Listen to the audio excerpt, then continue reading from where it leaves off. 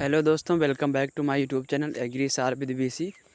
तो दोस्तों, आज हम आप लोगों का soil and water conservation engineering का सेकेंड सेमेस्टर जो 2023 का पेपर है उसका सॉल्यूशन लेकर आए हुए हैं। और इस सॉल्यूशन के जस्ट बाद ही हम आपको इसकी एक बहुत ही मोस्ट इम्पॉर्टेंट क्वेश्चन सीरीज़ भी प्रोवाइड कराएंगे, जो कि आपके एग्ज़ाम बेस्ड तैयार की गई है। और मुझे पूरी उम्मीद है कि बहुत सारे क्वेश्चन आपको उस सीरीज़ से एग्ज़ाम में देखने को मिलेंगे। तो चलिए फ्रेंड्स, बिना किसी देरी के सॉल्यूशन स्टार्ट करते हैं। क्वेश्चन नंबर 1 दिया गया है, जल मार्गों का प्रयोग किया जाता है। तो जल मार्गों का प्रयोग किया जाता है, प्रयोग सभी हो जाएगा। ऑप्शन नंबर आपका डी राइट हो जाएगा। जल निकास हेतु, सिंचाई हेतु, जल पूर्ति हेतु। अगला क्वेश्चन है, वात रोग के प्रयोग करने का उद्देश्य होता है। तो इसका आपका ऑप्शन नंबर बी राइट हो जाएगा, हवा की गति को कम करने के लिए। अगला क्वेश्चन दिया गया है, वात रोग लगाने की सबसे उपयुक्त दिशा है। तो इसका आपका ऑप्शन नंबर सी राइट हो जाएगा, उत्तर पश्चिम। अगला क्वेश्चन, बालू का टीला एक समस्या है। तो बालू का टीला जो एक समस्या होती है वह होती है आपकी, तो यहाँ पर आपका ऑप्शन नंबर डी राइट हो जाएगा, शुष्क अर्ध शुष्क जोन की। अगला क्वेश्चन है, भविष्य में उपयोग के लिए वर्षा जल का संग्रहण कहलाता है। तो वह आपका कहलाता है वर्षा जल संग्रहण। ऑप्शन नंबर आपका बी राइट हो जाएगा। अगला क्वेश्चन दिया गया, चौड़े आकार वाली वेदिकाएं कहलाती हैं। तो वह कहलाती हैं नाली वेदिकाएं। अगला क्वेश्चन है, सीढ़ीदार वेदिकाएं किसके नियंत्रण के लिए सबसे ज़्यादा प्रभावी हैं। तो उसका आपका ऑप्शन नंबर डी राइट हो जाएगा, ए एंड बी दोनों, क्षरण एंड अपवाह। अगला क्वेश्चन दिया गया है, वी आकार की अवनालिका बनने की संभावना है। तो यह पहाड़ी क्षेत्रों में होती है।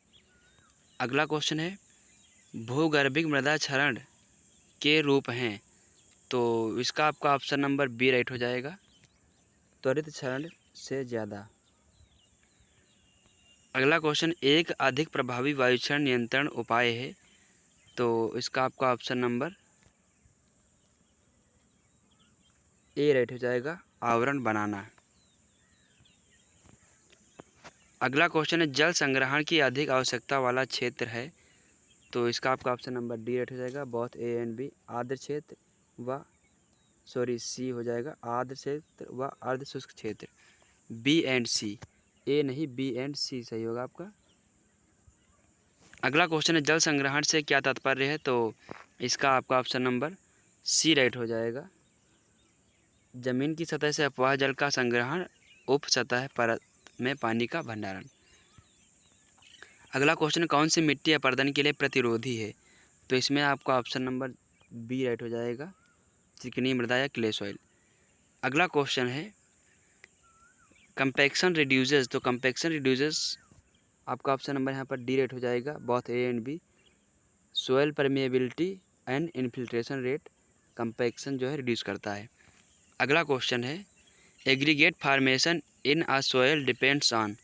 तो क्वेश्चन नंबर 15 का आपका ऑप्शन नंबर डी राइट हो जाएगा, A and B, both organic matter and sand content. अगला क्वेश्चन है, central institute of agricultural engineering is located at. तो आपका ऑप्शन नंबर सी राइट हो जाएगा, भोपाल।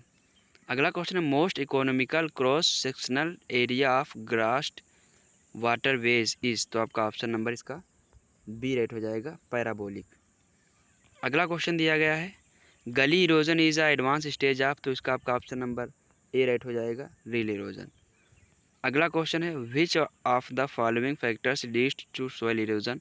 तो आपका ऑप्शन नंबर डी राइट हो जाएगा, all of above, wind, water, glacier. अगला क्वेश्चन है, which of the following crop is effective in controlling soil erosion. तो आपका ऑप्शन नंबर यहाँ पर बी राइट हो जाएगा, काउपी जो होती है या जो भी घनी पत्तियों वाली क्रॉप्स होती हैं वो आपकी सॉइल इरोजन को कम करती हैं, जैसे काउपी हो गई, मूंग हो गई, ये सभी क्रॉप्स। अगला क्वेश्चन है, गलीज आर रिमूव्ड बाई। तो आपका ऑप्शन नंबर सी राइट हो जाएगा, लेवलिंग या समतलीकरण द्वारा जो गली होती है उनको रिमूव किया जा सकता है।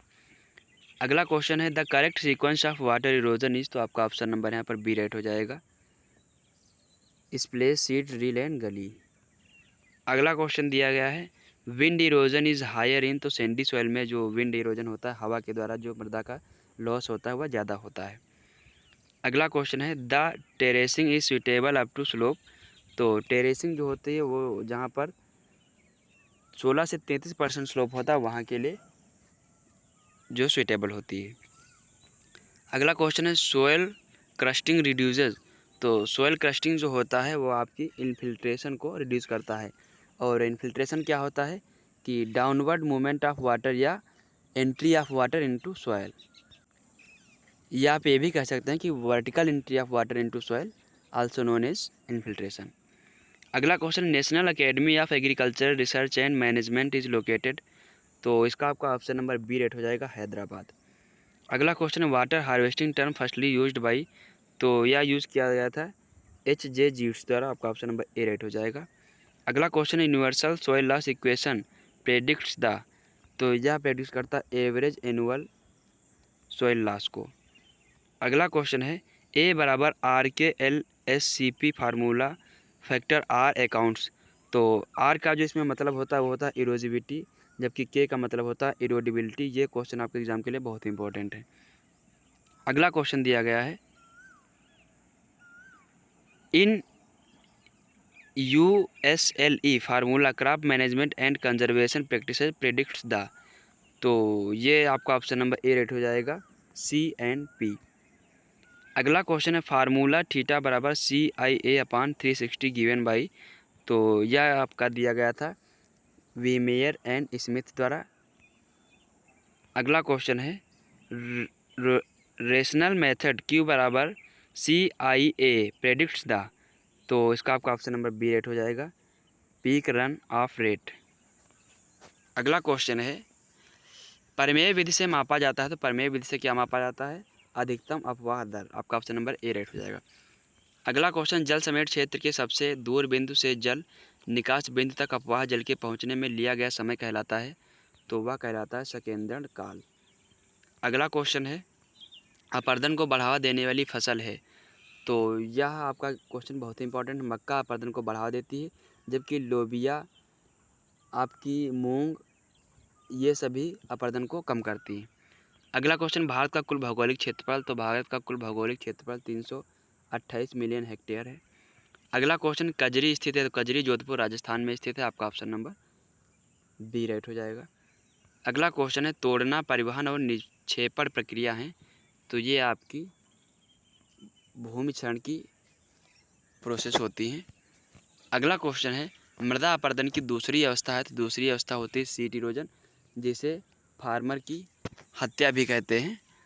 अगला क्वेश्चन है, भूगर्भिक क्षरण कहलाता है। तो भूगर्भिक क्षरण आपका नेचुरल इरोजन कहलाता है। आपका ऑप्शन नंबर सी राइट हो जाएगा। अगला क्वेश्चन है, त्वरित कटाव कहलाता है। तो आपका ऑप्शन नंबर यहाँ पर डी राइट हो जाएगा, अप्राकृतिक क्षरण। अगला क्वेश्चन, मृदा क्षरण को प्रभावित करने वाले कारक। तो यहाँ पर आपका ऑप्शन नंबर डी राइट हो जाएगा, वनस्पति शिलाकृति जलवायु। अगला क्वेश्चन है, मृदा क्षरण किसानों के लिए गंभीर समस्या है।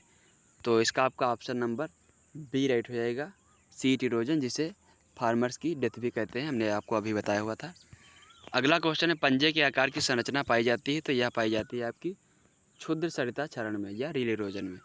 अगला क्वेश्चन है, बड़ी अवनालिका की गहराई क्या है। तो आपका ऑप्शन नंबर यहाँ पर डी रेट हो जाएगा, 5 मीटर से ज़्यादा।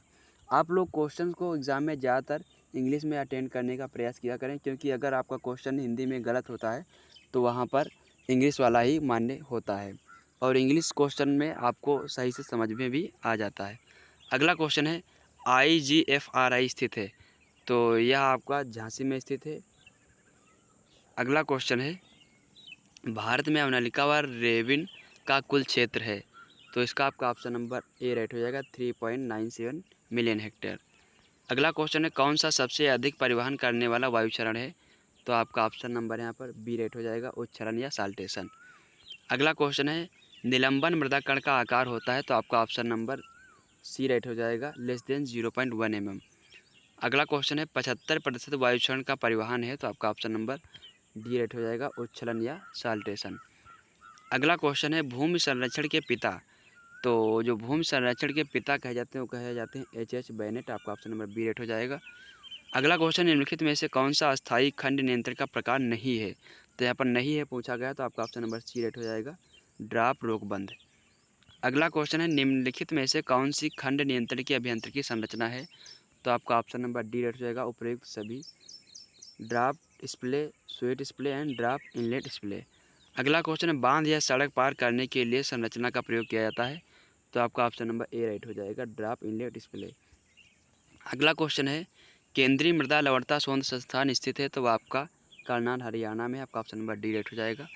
अगला क्वेश्चन अपवाह जल के सुरक्षित निकास के लिए बनाए जाते हैं, तो आपका ऑप्शन नंबर सी राइट हो जाएगा, घास युक्त जल प्रवाह। अगला क्वेश्चन प्राकृतिक जलमार्ग की आकृति होती है, तो आपका ऑप्शन नंबर यहाँ पर ए राइट हो जाएगा, समलंबाकार आकृति। अगला क्वेश्चन दिया गया है घास जलमार्गों का सबसे उपयुक्त आकार है, तो आपका ऑप्शन नंबर यहाँ पर ए राइट हो जाएगा, परवलयिक आकृति। अगला क्वेश्चन है घास युक्त जलमार्गों को प्रभावित करने वाले कारक, तो यहाँ पर आपका ऑप्शन नंबर डी राइट हो जाएगा, उपयुक्त सभी, मृदा गुण, स्थलाकृत वनस्पति। अगला क्वेश्चन दिया गया भारत में कुल बाढ़ प्रवण क्षेत्र है, तो इसका आपका ऑप्शन नंबर बी राइट हो जाएगा, 40 मिलियन हेक्टेयर। तो यह आपका 2023 का पेपर सॉल्यूशन था। इसी के साथ मैंने आपको जैसा कि बताया है अभी बहुत ही मोस्ट इम्पॉर्टेंट क्लास आपको दी जाएगी, तो वह क्लास इसी के साथ भी आप लोग देख के जरूर जाइएगा। तो मिलते हैं नेक्स्ट वीडियो में, धन्यवाद।